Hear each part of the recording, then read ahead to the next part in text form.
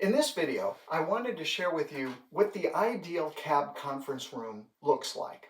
It's actually pretty simple. So first, we need to consider how many people are going to be accommodated within this room. So ideally, your customer advisory board will include 12 customers.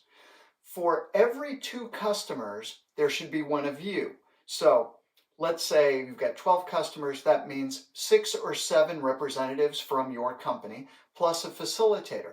That puts you all together at a room of 20 people. So what you want is a room that can comfortably sit 20 people around a U-shaped table. Now, the reason that you have a U-shaped table is because everybody attending your cab needs to be treated as an equal. Everybody gets a seat at the table. There's no kids' table off in the back room. Everybody is an equal. Everybody participates in an equal way during this meeting. So the U-shaped table is the best way to accommodate that.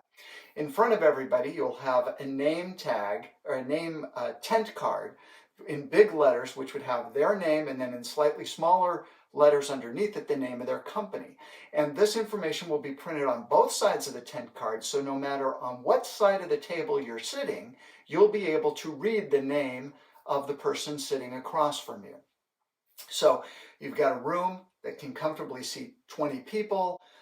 It's in a U-shaped format. At the front of the meeting room, you'll have a screen, and on either side of the screen, I like to have 2 flip charts. And ideally, it's the flip charts that has the sticky backs. So as I'm making notes as the facilitator on there, I can easily peel them off and stick them up on the wall. And as we go through the meeting, we've got kind of a running document of what we've been talking about. Having the flip charts on either side also allows me to bounce from one to the other to easily accommodate both sides of the room. And also, when there's a discussion module speaker at the front of the room, they can take on one side by a flip chart and I can be by the other. So having 2 flip charts gives kind of that versatility. So that's real important. Also, ideally, you want to have a room with windows. Nobody likes to be held hostage in a windowless room for the better part of a day. I mean, the human brain needs light, and people tend to get antsy if they're in a dark, nondescript room for too long.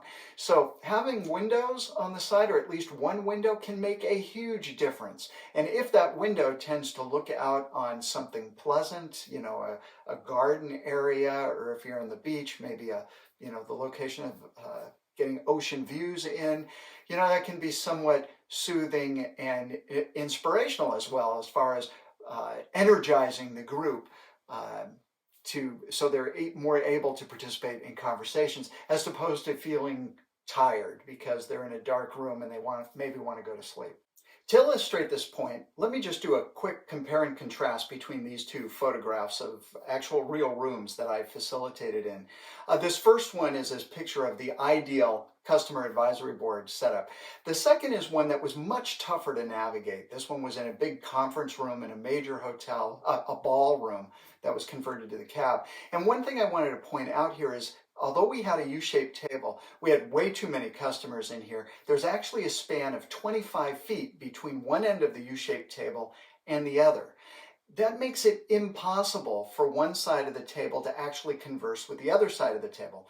By the way, everybody had microphones, and so that was required because the room was so cavernous.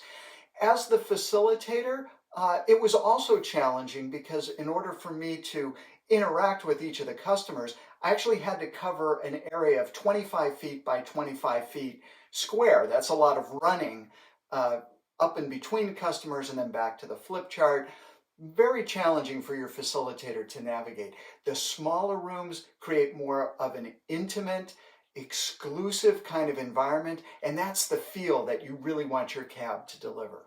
One last comment I want to make has to deal with food.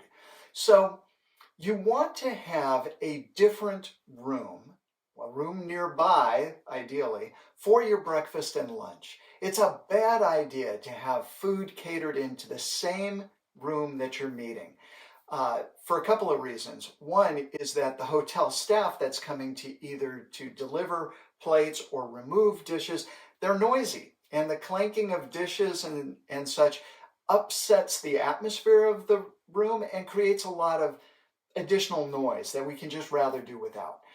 The second reason is food smells lingering through the day can be very unpleasant.